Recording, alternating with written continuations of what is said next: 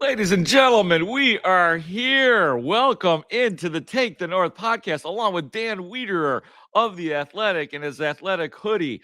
I am Mark Grote of Chicago Sports Radio 670 The Score with my Target purchased hoodie that I am wearing today that has nothing on it. If you happen to be watching the video edition of the program. Hi, Dan. How are you?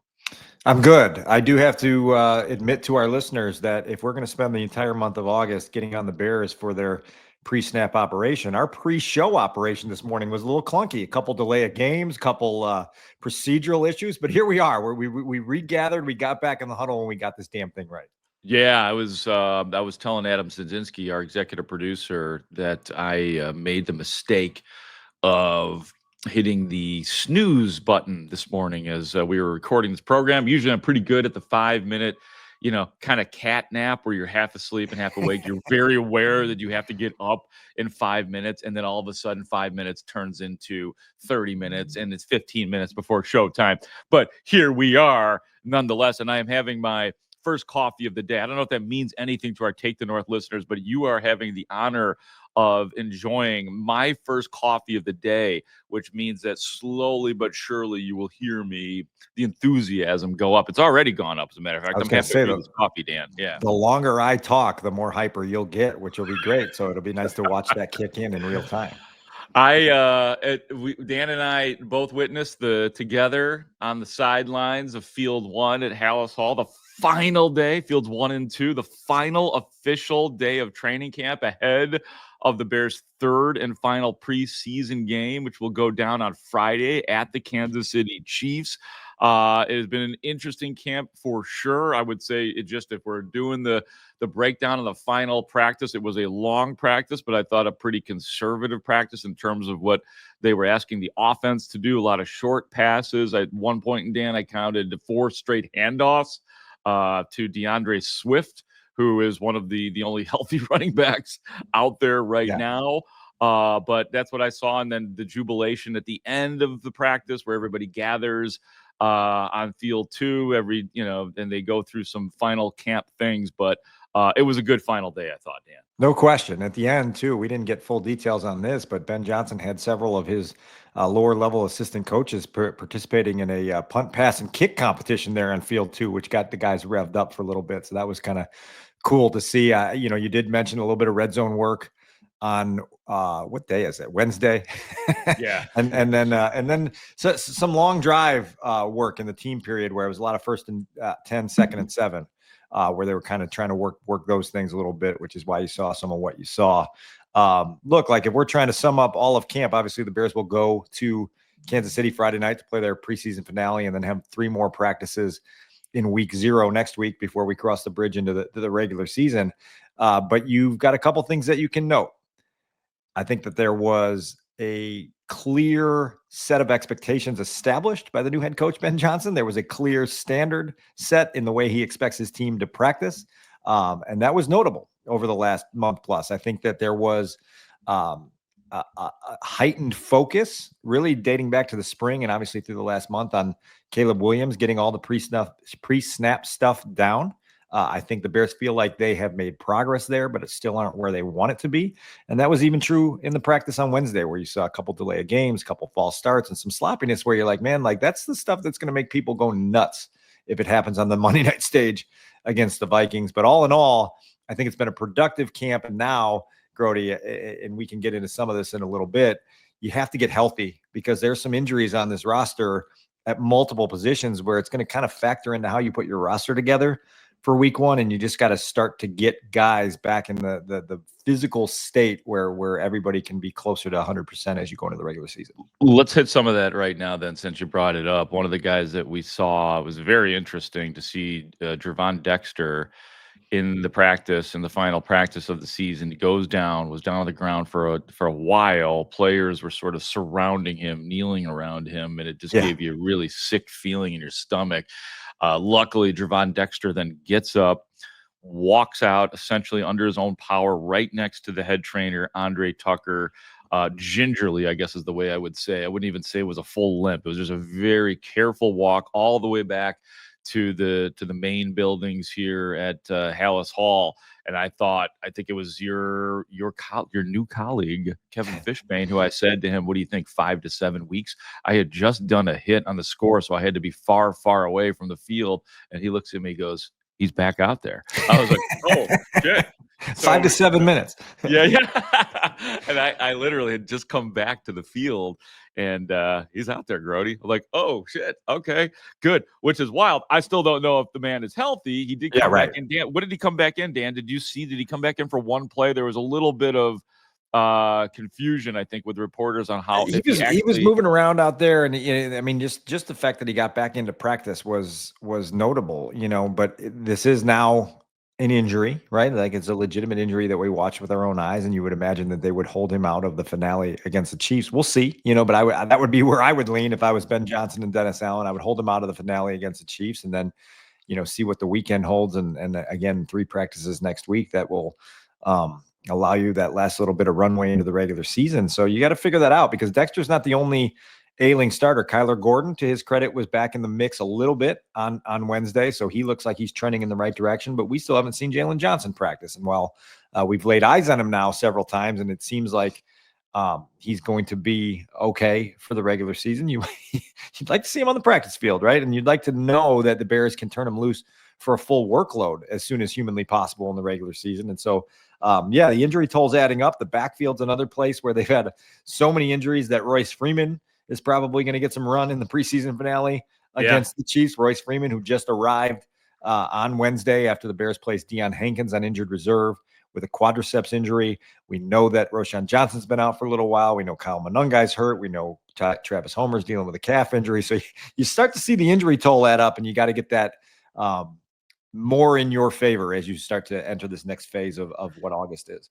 Yeah, neither Roschon Johnson nor Kyle Monungai was out there for the final practice. Interestingly enough, DeAndre Swift was back out there. I doubt you're going to see a second of DeAndre Swift in the final preseason game of the year either. That's pretty normal to bubble wrap your starting running back. He did not participate in the second preseason game, so that's probably going to be the deal with him right there. Are there any other? Terrell Smith injured, Holy out for the cow, season. That, I think that really confirmed what we all thought leaving Soldier Field on Sunday when Terrell Smith was carted off the field with a knee injury. It is indeed season ending. Sounds as if it's a torn patellar tendon, and that's a tough setback for a guy who had been trying to work his way into a rotational role in that secondary. Yeah, that sucks for him. I was talking about that yesterday too on the score. What a weird year it's been for him. In terms of he was kind of a mystery man in the off-season program, and then all of a sudden, I assumed that when there was injuries to the secondary that he would be the first man up. He wasn't this year, so it was as if I don't know if he fell out of favor with the coaching staff as much as somebody else stepped up in the coaching staff, right? Combination of Nashawn Wright kind of having that built-in trust with Al Harris, and then as you mentioned, Terrell Smith not being available for the offseason program and now for an extended period. So that secondary is an interesting place. You're going to have to figure out what you need to carry for week 1 going against the Vikings. How many bodies do you need to make it through that game in a way where you feel comfortable about it? And so, I always remind people, and we'll do it again next week, that there's going to be a deadline for the Bears to submit a 53-man roster, but all that is an initial 53-man roster. And then it's very fluid. And this year, as much as any, I think it's going to be fluid for a few weeks as they figure out their health formula with everything that's going on. Yeah, and before we get to some Tyson Bagent, we've got happy stuff to talk about in the podcast here today. Still no Austin Booker, still no Case Keenum, still no Dom Robinson as well as far as practice is concerned, and I doubt that you will see any of those guys in that final preseason game, after which it is all about getting healthy, and then it is all about the Minnesota Vikings. We could return to some personnel stuff here, but I do want to get to what was one of the big headlines of the final day at Haugh, and that is that Tyson Bagent, little surprise party in the midst of everything. Hey, guess what? We got ourselves a 2-year, $10 million extension for Tyson Bagent. It's funny that they, that they gave the appearance of a competition for the second string quarterback early in camp with Case Keenum all the while they could not have loved, or at least the way they were talking yesterday, and we'll get to it, they could not love Tyson Bagent more. He earned a 2-year, $10 million contract. Dan, what was your reaction when you saw that he got the deal? Well, first and foremost, like I was preparing this morning to talk about Tyson, and so I pulled it. We got the one-a-day calendar in the kitchen, and I just ripped off a sheet, and I'm like, I want to write down some things that I want to talk about with Tyson Bagent. And it just kept going. The list kept getting longer because I think this is a very layered story with a lot to unpack, because it's been such a feel-good story since day one here, right? Like, yeah, this is a guy that just a little more than 2 years ago walked into Haugh for the first time as an undrafted rookie out of Division II Shepherd University as the QB4 behind Justin Fields, PJ Walker, and Nathan Peterman. And now here he is getting that name came up. That name came up in the press conference. Somebody brought up Herb brought up. Herb? Like, oh yeah, PJ Walker was the guy going into that year. And so now Tyson's a guy with a second NFL contract and $10 million, I think, with incentives it could be worth up to $16 million. And so the feel-good aspect of the story is really something that if you're not leaning into it, you're just being stubborn, and you're doing so to backlash at other people, because Tyson has done everything he can since the day his window of opportunity opened to seize that opportunity. What's interesting here is the timing of this, right? Like, why do it now? Tyson Bagent, heading into the last year of his rookie contract, might have had the opportunity next offseason as a restricted free agent to see what else was out there for him and to see if there would be a starting role open for him. And he said, look, like his belief in Ben Johnson and this offensive coaching staff was something he felt like he wanted to sign on to. He's now signed on under Bears control through 2027. The Bears clearly feel like they've got a guy that not only can be a reliable QB2, but in Ben's own words on Wednesday, has the chance to be a starter in this league. And so you have now a longer-term insurance plan in case something goes awry with Caleb Williams, whether that be health or performance related. And you now have a guy that clearly has earned a lot of belief from inside the building. I'm sure you get these questions all the time. Like, why are you guys talking so much about Tyson Bagent? Part of the reason is because the people inside the building are constantly talking about Tyson Bagent. Yeah. Well, I get that question, and I get because it gets misunderstood too. Why do you hate Tyson Bagent? And that comes to me. You do? You hate Tyson Bagent? Are you breaking news here? Because with all the progress that he has made, and he's made a lot, and he is impressive, and all of that. Like, I've always liked Tyson Bagent. It's just the cross section of loud people who have said that he should be competing for the start at times. And that really hasn't really hit hard yet this year, except for a couple of reporters in town, one being Mark Carman, of course. But so I've had to fight this battle occasionally with, like, for instance, I got a text from this is coming from friends too, man. My friend Lisa Marie texted me today. She goes, there's no good reason for you to not like Tyson Bagent. I was like, where did that come from? We must have had the debate last year, because she must have been one of the people who said that you should start Tyson Bagent over Caleb Williams. And I hate that I'm put in that position, like, oh, Grote's got something against. No, this guy, I root for him. And he even knows that Tyson Bagent stayed here, knowing that Caleb Williams is the starter, knowing that he's a backup, and then Ben Johnson can get him right. And then 2 years, maybe he will be a starter for some other franchise in the NFL. So this is actually a good side street for us to turn down here, because I do think it's a fascinating discussion, and it's a made for pod discussion, right? It's well, please direct us towards Lisa Marie. Lisa Marie, baby, this is dedicated to you. I think she's on this block, this side street that we're going down on this podcast. Yes, I see Lisa Marie's house right down the side street. But my question is, and I got this one yesterday. It was sort of a tongue-in-cheek question that I got via text, but it was, does this mean that there's a quarterback competition? And to be honest with you, my answer is no, not right now. I do think that the Bears are very eager to have that room be ultra competitive, right? To have that room be something where Caleb Williams can't feel comfortable, that he has to feel pushed, that he has to understand that, look, like, if you're not reaching the level of performance that Ben Johnson wants you to reach, he's not just going to sit on his hands. We've learned enough about Ben Johnson to know that, like, his patience level will be appropriate, but it won't be high, right? Like, and so if he sees things going down a path that he doesn't like, he wants to have options. And so I think Tyson Bagent gives them an option. And so like that's a scary conversation for a lot of people in Chicago, because it introduces the idea that maybe Caleb Williams isn't the permanent long-term answer that everyone believed him to be. But you shouldn't run from that conversation, because it's real. And if it's handled correctly, it's incredibly healthy, in my opinion. Yeah, absolutely. I mean, you need to have there's one thing that we've learned and that Bears fans should know is that you better have a sturdy backup quarterback, because more times than not, that backup is going to come in for games. And I agree with you. And look, I'm still under the opinion of Caleb Williams has to work. I don't even want to think about the possibility of Caleb Williams not working. I don't know where we go as a Bears world if you have 3 straight young quarterback busts. And even going back to Jay Cutler, who was not a bust, not even close to a bust, but he didn't live up to what he was supposed to be. So there is a lot at stake here, and it's smart for Ben Johnson and the Bears to have a solid backup quarterback, not to mention Case Keenum. But let us take you to the lectern at Haugh for a very emotional Tyson Bagent accepting his 2-year, $10 million contract extension as he spoke to us, the collective media. You've talked about your family being so important to you. What does this money for people beyond you in your household?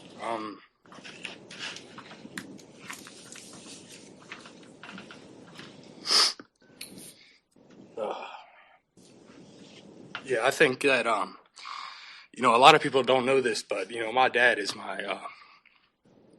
he's my right hand man, and he didn't even have running water until he was in high school. So there's definitely a lot of things and people that I think I could certainly help with this gift I've been blessed with. But yeah, just little things like that. Like, I don't really know anybody back at home with any money, so it feels good. I mean, it's certainly a weight off my shoulders and my family's shoulders, and it definitely means a lot.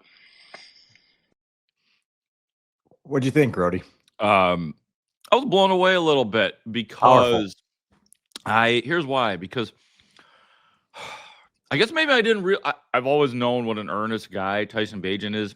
It's not the first time he's gotten up there and told us about home and West Virginia and where he's come from. And that story has been covered for sure since he came to the Bears and was a 4th-string quarterback, and obviously has worked his way back up to the 2nd string. But sometimes you hear stories about people overcoming things, and I don't want to say disingenuous, but sometimes it is just a motivational thing. Look at where I came from. And like, this is real. Like, it really hit home. It really hit home about how real this is. Not some joke. And sometimes I have fun with it, with the burpees and working his absolute face off. And sometimes it just seems like hyperbole. You know what I mean? Like, I got tattoos and I'm cut. And he said, like, if football wasn't there, he was going to CrossFit his life away. He was going to come jacked his all get out, right? Or whatever the phraseology was. And you were just like, I love it, right? Like, like, I mean, it's a little bit of a caricature, it feels like sometimes, but then all of a sudden you realize it's not. That this is very real, that he is a very, very absolute real human being who has had to overcome a lot and is very emotional and loves his family. So it's really beautiful, actually.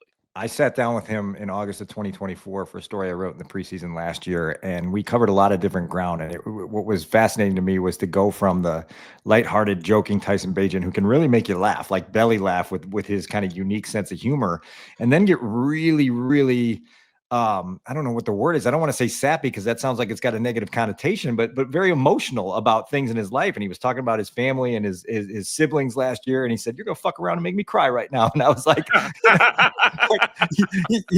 I was like, I just appreciate that about him, that he's got that level of layers to him, that he can be a guy that has the hard ass edge of the son of an arm wrestler, and then yet has this very sentimental side to him that's very real, that we saw up close and personal again on Wednesday. I think like what Tyson has that I'm really drawn to, because I probably can kind of relate, it's this combination of sort of like passion and ambition and gratitude for opportunity, right? Like, and that I think was pouring out yesterday, is that like this dude is super passionate.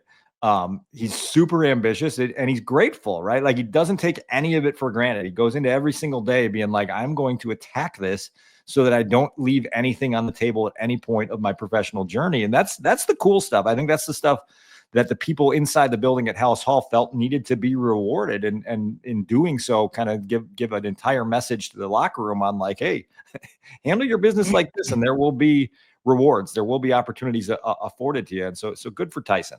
Yeah, there is a mutual admiration society going on here. I'm going to switch the order here a little bit, Studs. Okay. Instead of, I want to play the Ben Johnson audio on Tyson, and then we'll hear Tyson reacting to that afterwards. But I thought that the genuine, I think, is the word of the day here, going back and forth between coach and backup quarterback. But here's Ben Johnson on Tyson Bagent. I thought this was great.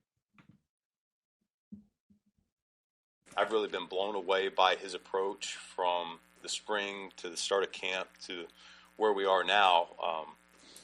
He does a tremendous job knowing what to do, how to do it, and getting it done. So I don't think you can have enough talent in that room. I think we actually have one of the best rooms in the NFL, certainly that I've been around in my career from top to bottom. I mean, we got 3-4 guys that can play in this league. And so I feel really strongly about where we're at right there. Surprised about what you've seen from Tyson Bagent?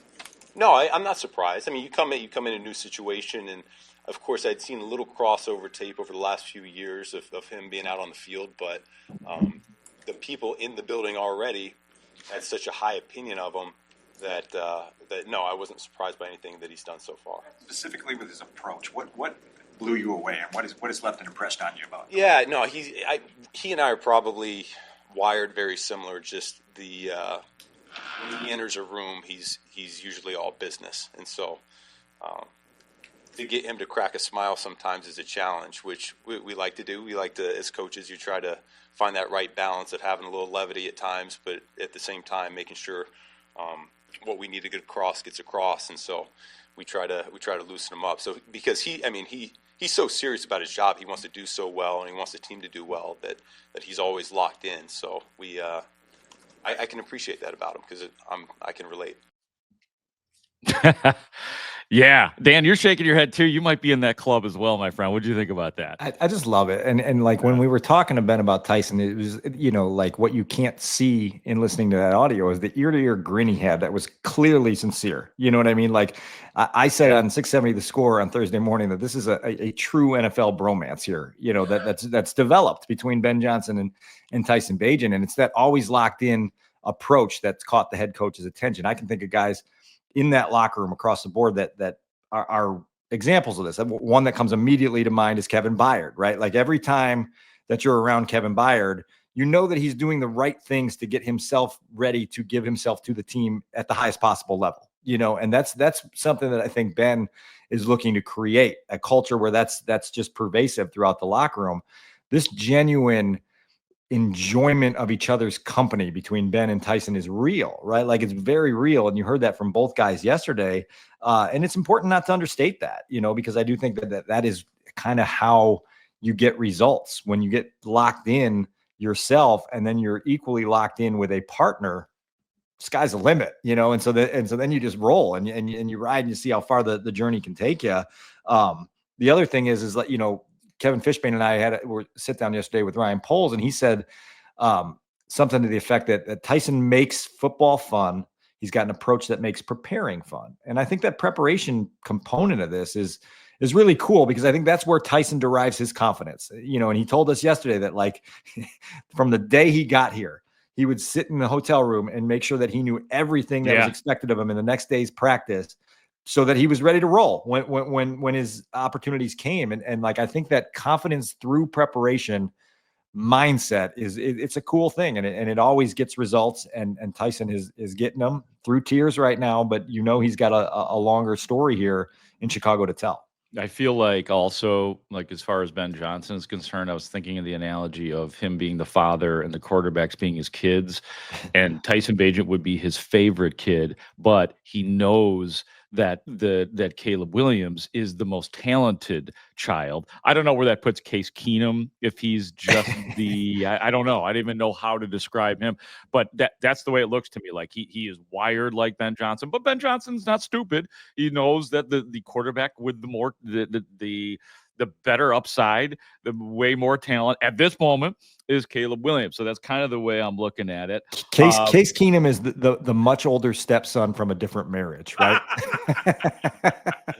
who just recently decided that, yes, I am going to call you dad, even though it's been all these years. We're going to make came it back official. from college, and like now I'm going to call you dad. But he's got his own family and all that, and he's very independent, and he brings his family wherever he goes. That's our Case Keenum right there. So here's the other side of it too. So there's been, with what felt like a genuine, I mean, he used the right word to at least make me feel like everything he said was genuine about Tyson Bagent. Here is the reciprocation, Tyson Bagent on Ben Johnson. If I ever saw myself coaching, I see it going how this staff handles things. Very upfront, not afraid to coach hard, and not afraid of somebody's status or anything like that. Really just holding people accountable, telling the truth all the time, and expecting a high level of play from everybody, because we are in the NFL. So if that answers your question. Coach Dan will nod at that one too, Grote, because there's things that I will write down in the Coach Dan notebook about being upfront, coaching hard, telling the truth, and holding everyone accountable. Tyson's obviously responding to that. He's one of many inside that building right now that see the way Ben Johnson handles his approach to head coaching and admires it and responds to it. And that's the biggest part of this equation. Yeah, I thought the part that I literally just scribbled down, not afraid of status. That tells you everything. That this is what this locker room did not have last year. I mean, that was one of the things that they didn't have this year. So I'm sure that when Ben Johnson was hired, even though Ben Johnson often shuns the idea of, hey, I wasn't here last year, and which he justifiably should do, but Ryan Poles and Kevin Warren and everybody that was here last year and players probably said, hey, before he was even hired, what we need is some accountability. At least that's one of the things we need. We also need a quarterback develop. But, I mean, it's good to see that is going on, continuing to go on. So I would say, Dan, if we look at camp as a whole, you give an A. I think is Ben Johnson the only one that gets an A? Like, and look, it's because he hasn't done anything wrong yet. Those letter grades will probably go down. But right now, is he the only one that gets an A for this camp? Is there any player or coach or anybody else that gets an A? There's probably a handful of players, like Joe Tooney pops to mind as a guy that every day, like you know what you're getting out of him. You and I talked last week coming out of the crossover practice that Tremaine Edmonds has had a nice camp, that Jaquan Brisker has been active. I think there's guys that probably are in the consideration there for that. But certainly, I think Ben will kind of get to this weekend and take a deep breath and reflect and feel strongly about establishing what he wanted to establish in this camp. And now you've got a long way to go to build it, but at least there's some established things that have been set up during August. Guys, it is time once again here on the Take the North podcast. Let's see if I could execute this better than I did the first time that we did it.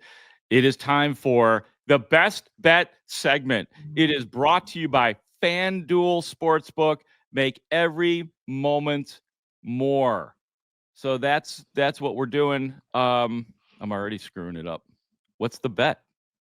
Studs is going to come in and give it to us. It's Bears, Kansas City, Friday night. Friday Night Lights in Kansas City, baby. Leaving me hanging, making me look bad. Where is this guy? Sorry about that, guys. All right, here we go.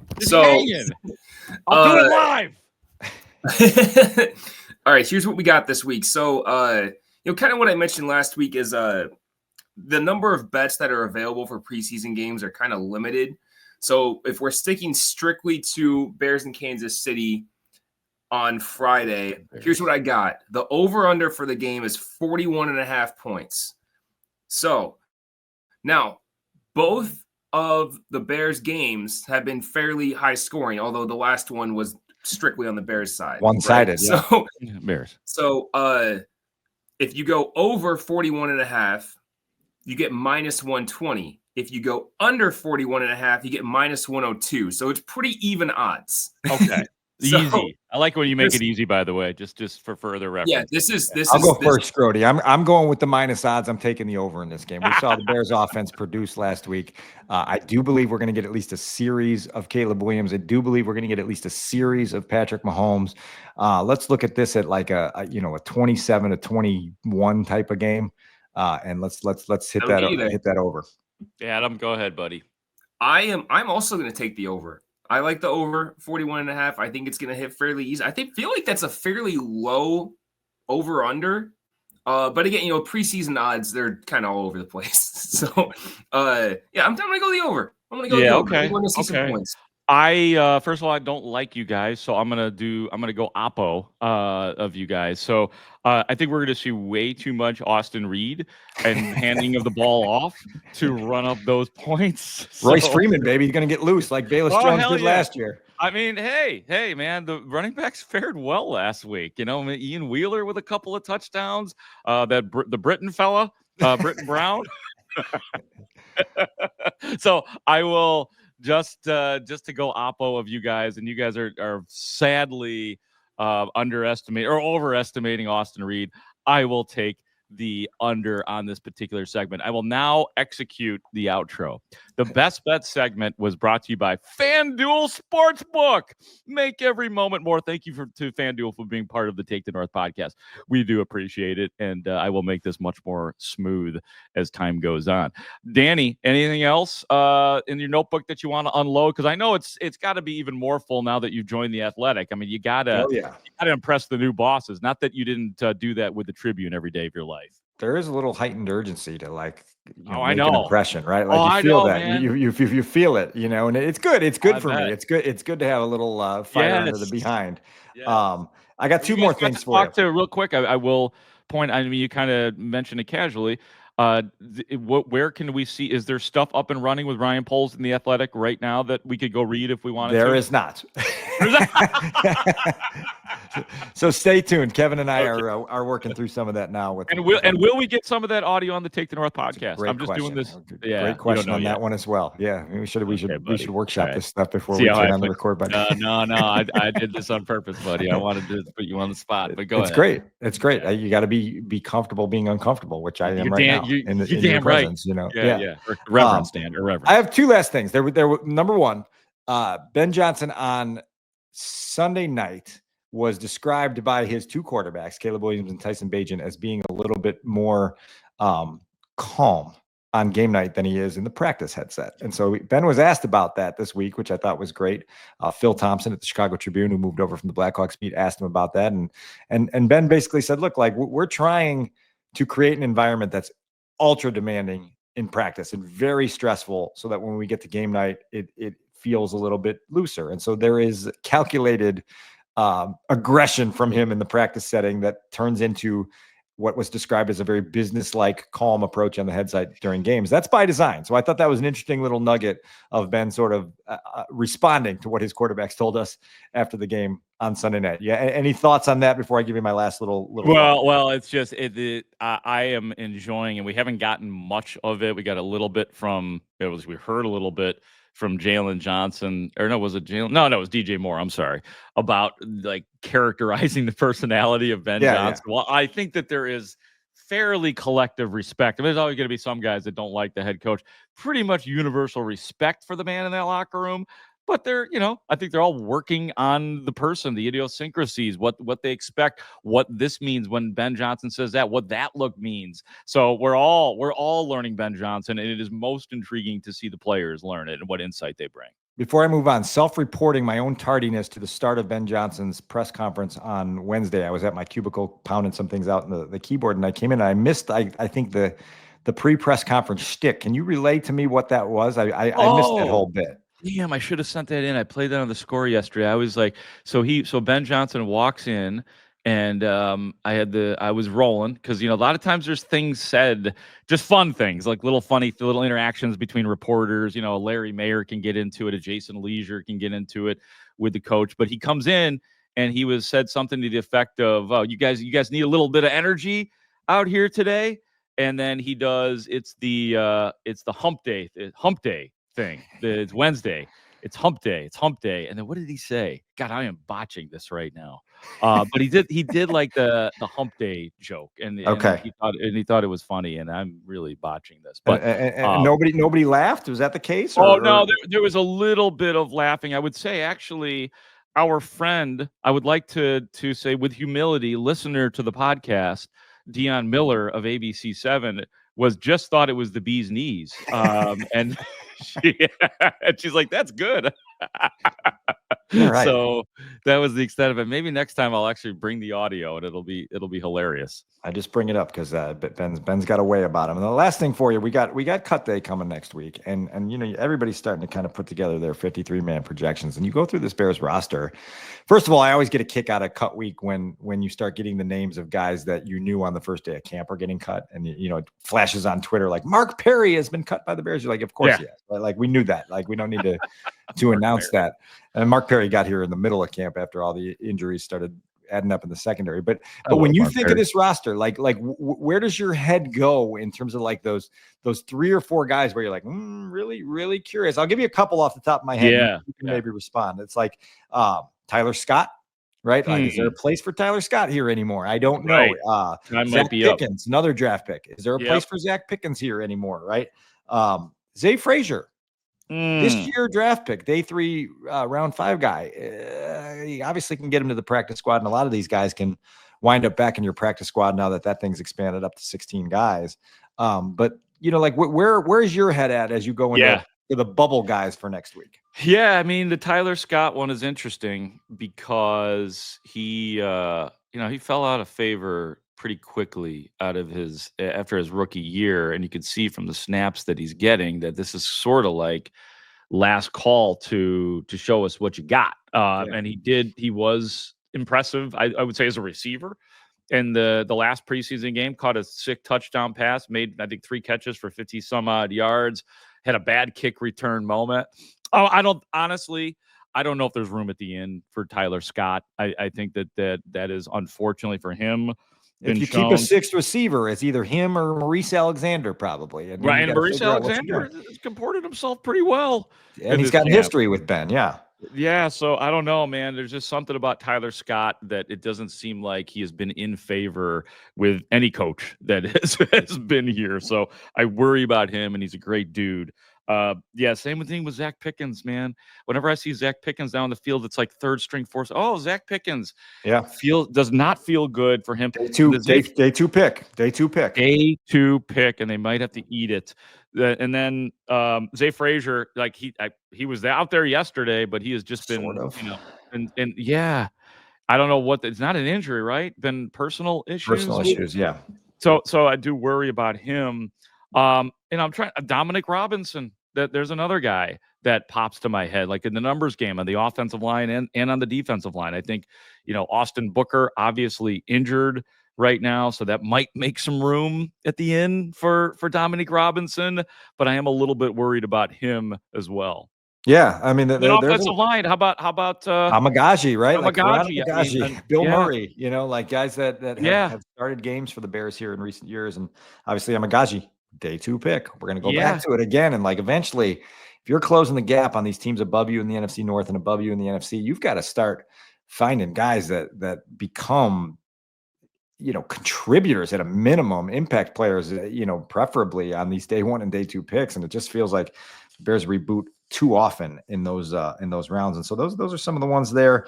I am curious, like Durham Smythe was a guy they signed in the spring before they drafted Colston Loveland. You're like, it's $1.5 million guaranteed on his deal. Is that enough that you would eat it if you don't feel like you want him around? Has Stephen Carlson got more upside? There's a lot of these that next week will come into focus. Again, I do remind people that the initial 53-man roster is just that initial. And then you've got the 16-man practice squad now that allows you to stash a lot of guys that in the past would have been out the door and looking for work. So we'll see where it goes. But that's some of the fascinating stuff as roster cut day looms. No doubt. I think that is going to be it for us. Dan and I, you will next hear from us after the big game on Friday against the Kansas City Chiefs. Is that correct, Dan? I think we can pull it off. Yeah, I think we can. I'm just trying to think of what the day is today. Yeah, I got it in my head. It's Thursday as we were recording this here podcast, which has been a pleasure once again. Thanks to Always a everybody. pleasure. Always. How you doing, everybody? For Dan Wiederer of the Almighty Athletic and the Score. He hasn't left the Score. He's still with the Score. Also, Adam Studzinski, our executive producer, for helping us and bringing us the best bet segment as best he can, even though I can't seem to get through it correctly. I am Mark Grote. Thank you for listening. Thank you for watching the Take the North podcast. Great talk. See you out there.